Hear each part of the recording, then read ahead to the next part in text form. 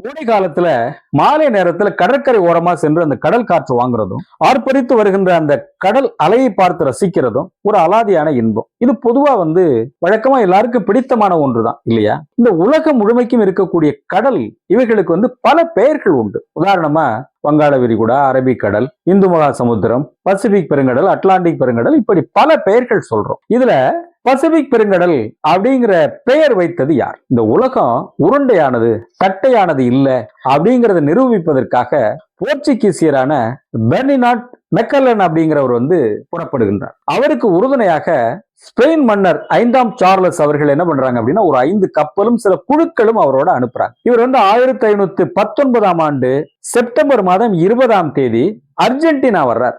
அங்க வந்த உடனே அங்கிருந்து கடற்கரை ஓரமாகவே அக்டோபர் மாதம் 21ஆம் தேதி தென் அமெரிக்கா சேர்றார். அங்க அவர் பார்க்கிற பொழுது ஒரு அமைதியான கடல், ரொம்ப நிசப்தமா அவ்வளவு ஒரு அமைதியா இருக்கக்கூடிய அந்த கடலை பார்த்துட்டு அவர் சொல்றாரு, இது பசிபிக் பெருங்கடல் அப்படின்னு சொல்றார். பசிபிக் அப்படின்னா அமைதி, அமைதியான என்று பொருள். அதனால அதற்கு அவரு பசிபிக் பெருங்கடல் அப்படின்னு பெயர் வைத்தார். 1521ஆம் ஆண்டு அவர் பிலிப்பைன்ஸ் வர்றார். வந்த உடனே அங்க அவர் இறந்து விடுகின்றார். இந்த உலகம் முழுமைக்கும் கப்பல்ல பயணம் செய்த முதல் பயணி அப்படிங்கிற ஒரு உலக வரலாற்றில் இடம்பெறக்கூடியவர் மெக்கல்லன் அவர்கள். ஆனாலும் பசிபிக் பெருங்கடல் என்று அவர் வைத்த பெயர்தான் இன்றளவும் நாம் அழைக்கின்றோம்.